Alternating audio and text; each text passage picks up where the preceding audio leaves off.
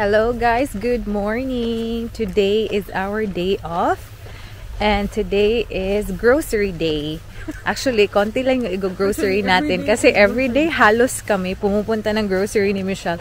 Yung grocery nila dito is Kohl's. Like almost every after shift kasi we've been doing morning shifts for the past 3 days. So lagi kami pumupunta ng Kohl's. We're very happy na may Kohl's dito na walking distance lang kasi wala kaming sasakyan. So ayan, walking tayo. The good thing is, sunny today.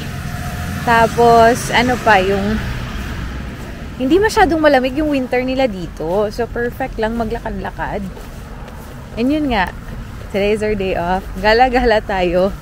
Unfortunately, close yung mostly mga stores kasi today is a Sunday.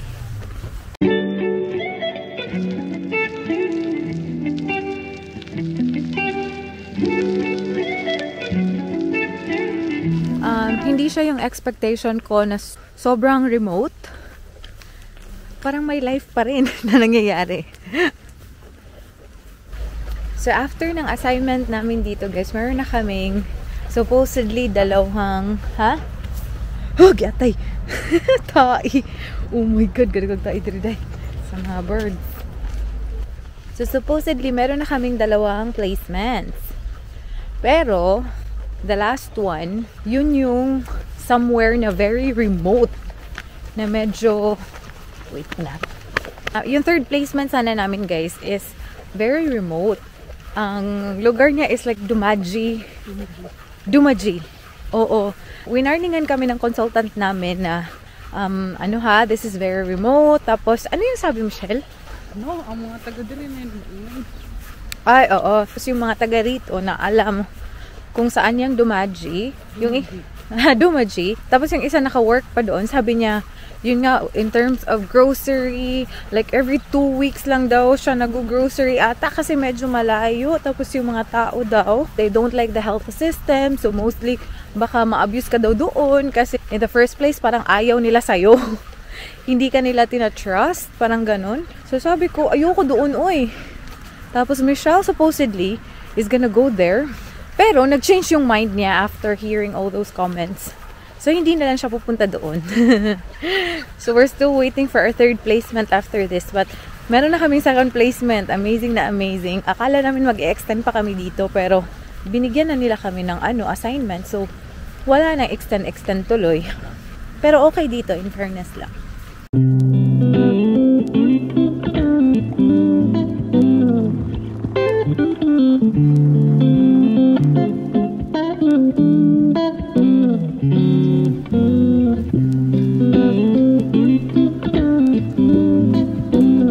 Our favorite place on earth, Kohl's.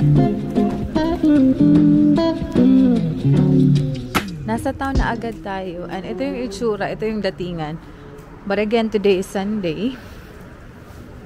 But yeah, very close lang sa aming accommodation. Sabi ni Michelle, gusto niya magpa-haircut. But I'm not sure if ever merong open dito today. But let's see. Gala-gala lang naman kami ngayon. Ganyan yung mga prices na mga bahay dito. Like a 5-bed, 3-bath, 1 car. 607. 520 lang. Amazing. Ayan, 360, 370 naman ito isa.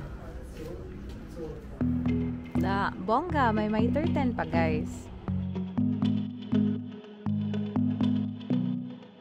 I know the next morning when the sun goes up, it might be the last day of you and me. You're lying next to me with heavy eyes while I shiver inside with a heavy heart. I know what I've done, and I'm too afraid to let it go. If I could, I would turn back time. If I could, I would take it all back.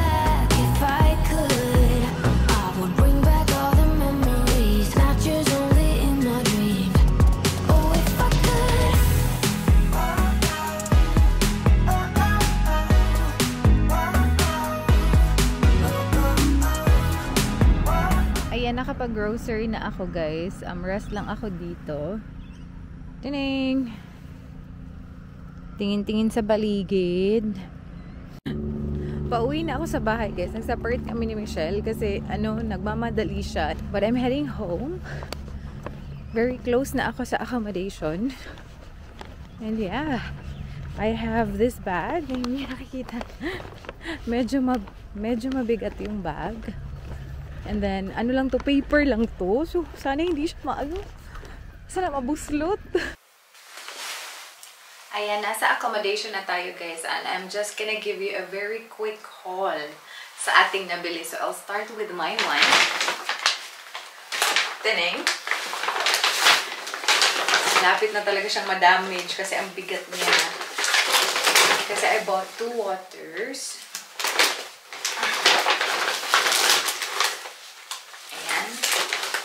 Tag 1 liter kaya yan. So, sobrang mabigat siya. And then, ito din, hindi ko alam if masarap pa to siya. Pero Captain's Table na, water crackers daw. And then, meron din akong peppermint na tea. Pag, di ba, pag feel natin mag-tea. Kasi hindi ko alam if meron bang free na tea. Kasi meron kasi kaming mga gamit na for everyone doon sa pantry, pero hindi ko pa talaga siya na go through. And then this one, sweet potato na sea salt, masarap din ko siya. Meron akong 2 apple. Then ito, naghanap na lang din ako ng dip kasi plain lang kasi yung cracker natin. So this one is Black Swan sa Taste of Mexico daw. Sana masarap siya. Never ko pa ito na-try. And then, may mussels din ako, guys. Kasi na-miss ko mag-mussels. Ito, naalala nyo to. Meron din kasi sa kanila, Tally's yung brand. Actually, yung kukunin ko sana, yung may chili. Pero hindi ko abot. Nakakaloka. Sabi ko, ito na lang garlic. Kasi masarap din naman ang garlic. And then, ang bait ni ate. So, meron silang ganap na ganito. I think you have to collect mga 35. And then, so far, ang dami na nakolekta ni Michelle kasi siya yung unang nagkolekta nito. So, sabi ko sa kanya, how much do I qualify to get one? Sabi niya, 30 daw. Tapos, yung total kasi sa aking nabili is 20 lang kasi nag-separate nga kami ni Michelle. So, sabi niya, don't worry, I'll give you 2. O, binigyan ako ni ate ng 2. So, we have 2. And then, yung isa naman, yung bag ni Michelle nasa labas. So, i-include ko na lang din sa haul kasi initially, nag-separate kami. Separate yung food namin, pero parang na-confuse kami sa mga pagkain namin. Kasi lagi kami magkasabay kumain for the past days kasi same kami ng shift. Tapos nasabi namin, you know what, half na lang ulit tayo. Pero I think mas better na hindi kami half ulit. Nag-confuse lang talaga kami sa mga pagkain namin kasi marami kami mga pack na foods na binili. Pero anyway, ito yung mga nabili natin. After this one, ipapakita ko sa inyo siguro later today kung ano itsura ng ating fridge. Kasi ang dami na namin pagkain. Kasi everyday kami pumupunta nga ng Coles. Wala kaming masyadong magawa after shift. So, ang dami na namin nabili. May mga ice cream na kami. Basta ipakita ko sa inyo later. Mostly sa mga pagkain namin is nasa room naman ni Michelle. So, pakita ko sa inyo doon. Yung sa fridge ko sobrang konti lang. But with this, malalagyan na natin yung fridge ko. So, meron tayong croissant. 2 croissant. Masarap to siya. Yan yung lagi naming breakfast. Also have some tender roast na barbecue pork. Tsaka primo. Primo na chicken schnitzel.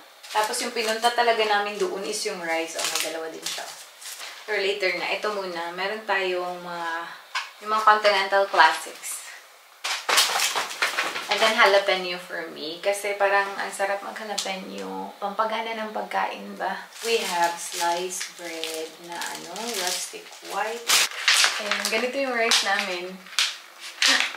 Microwavable lang. We have 6. Oh, may 6 kami dito. That's it. Lagi na lang talaga microwavable yung rice namin. Pwede naman kami magluto kasi may rice cooker dito. Akala namin na binili yun siya ng isa sa mga nakatira dito. Pero hindi pala. That's for everyone.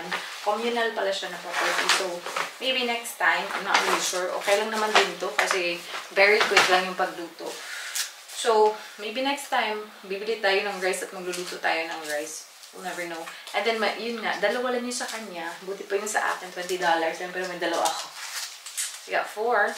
So, arrange ko muna to and yeah. Yan lang yung laman ng fridge ko. Mostly nga, andun kay Michelle, punong-puno na yung ano niya, fridge niya.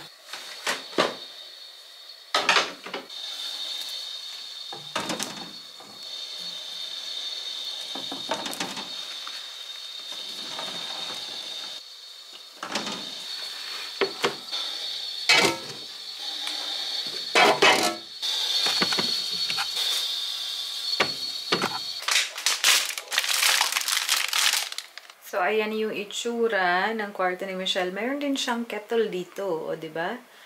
So, ayan. Yung kape namin. Yan yung mga nag-grocery namin this past few days na hindi ko na masyado napakita sa inyo kasi almost every day kasi namin ginagawa. And then, ano ba to? Ayan, meron tayong naan-bread dyan. So far, hindi pa kami nakapagluto dito ni Michelle. Lagi na lang talagang ganito yung pagkain namin. Pero busog naman. Sobrang busog. So, ayan siya. Yung mga packed na foods natin. Medyo madami. We have garlic bread. Ayan, mga salami. Twiggy sticks. Masasarap yan. And we have, oh, diba? Meron pa kami mga ice cream at saka ice pop. Tapos maraming mini coke. And then that one. And then itong juice natin at saka water. And then I bought two more water. So at least meron tayong maraming stock tayo ng tubig. So ayan. Ayan yung ating mini fridge. So guys, alam nyo, kanina pa ako dito sa kwarto and then nagta-tidy up lang ako kasi nga day off natin, nagva-vacuum, nakalimutan ko na ma-vlog. And then nakita ko to guys. This is from Michael Hill. Alam nyo ba, napaka-sweet talaga ni ate.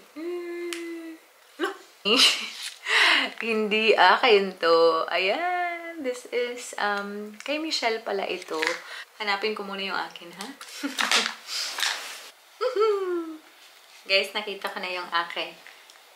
Ayan. Look at that. It's very cute. This is a farewell na gift sa akin ni Ate Sharon. I'm so happy. Salamat talaga, Ate Sharon, na may pa-necklace pa kami dalawa ni Michelle. Wala akong silver na earrings para matchy-matchy sana. So, ganyan na lang. Ayan, it's very cute. Ayan, thank you so much, Ate Sharon. I have few jewelries here, pero konti lang nga. Mostly sa mga jewelries ko, sinend ko kay ate. Buti naman at natanggap na niya. I also have a red one here, actually. My V necklace. Ayan. Yung isang red ko na, I actually have heaps here. I have my necklace. Not necklace. Meron pala akong bubble na earring. Look at that. Sayang, hindi nyo nabili to. Actually, meron pa ako mga jewelries na naiwan nga. Pero, nandun kay ate. So, maybe, if ever pupunta ako sa kanila, maybe I can post it again, and if ever gusto nyo mag-purchase, especially from Australia, edi ipopost ko sa inyo. Tuloy ang negosyo. So, ayun lang naman. I'm just gonna rest. Actually, naglaba ako. Pakita ko sa inyo yung saan kami naglalaba, be. Very good yung ano namin dito, laundry, kasi dalawang malalaki na top load na washing machine, and we have a dryer. Kasi dalawa lang yung uniform namin. Very, very helpful yung dryer namin dito.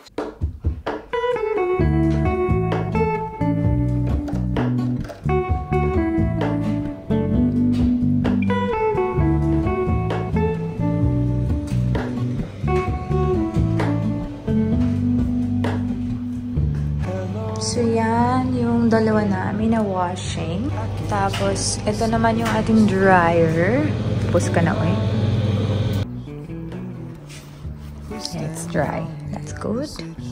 Hello, moon. I reach through mysterious ceilings. My only hope. I look for the things I don't know.